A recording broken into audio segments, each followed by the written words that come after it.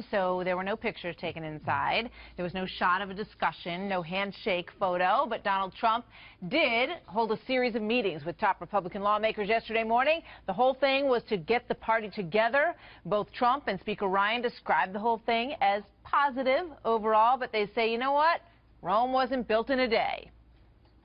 I was very encouraged with this meeting, but this is a process. It takes a little time. You don't put it together in 45 minutes. So that is why we had, like I said, a very good start to a process on how we unify. I think we really had a great meeting today, and I think we agree on a lot of things, and it'll be a little process, but it'll come along. John Roberts live in New York City with the latest on this. Good morning, John. Martha, good morning to you. Yes, no pictures inside the meeting, but we are learning more about what took place by talking to folks who were inside. And the consensus seems to be that Donald Trump did himself a lot of good yesterday. Not that he changed all minds or turned around all opposition, but he did seem to go a long way to making some members of Congress, at least, more comfortable with the idea of him as the Republican nominee. There's still concerns among that group of people to his policies, the way he talks about immigration, the way he talks about women. In fact, one of the participants encouraged Donald Trump to think about how he would speak about his daughter Ivanka when talking about women in public. And while he did not get the endorsement of Speaker of the House Paul Ryan, Trump said this morning on Fox and Friends he thinks Ryan will eventually come around.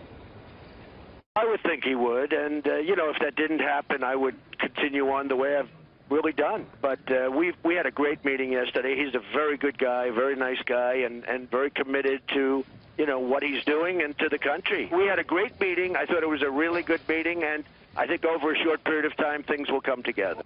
And it might be a little bit of time. Paul Ryan clearly wants to take some time to think about this. And also, Martha, he clearly doesn't want to talk about it. I was standing just feet away from him as he was doing an interview about the upcoming race in Wisconsin and Republican politics in general. It was about 5 o'clock in the afternoon when the reporter brought up Trump, and Paul Ryan said to him, "We agreed we weren't going to talk about this. I got to go. See ya. Bye." Martha? Wow, that's interesting.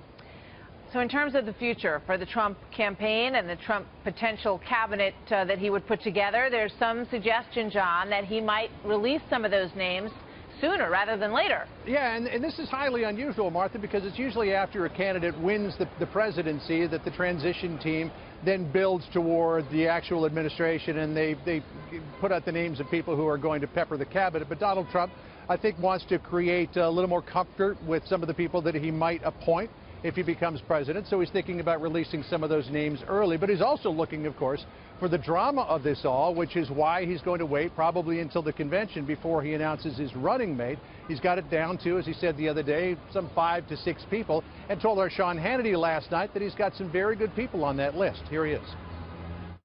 You'll like most of them. I'm not sure about all of them, but you'll like most of them. But I think the end result is you'll like the final pick, which is the only one that counts. And you know, we're going to have some interesting days and nights ahead, because it's really tough. I mean, it's a tough decision.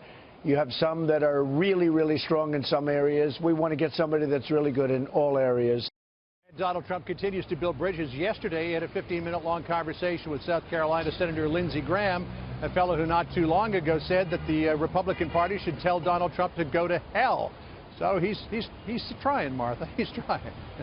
What a fascinating process this is. John, thank you very much.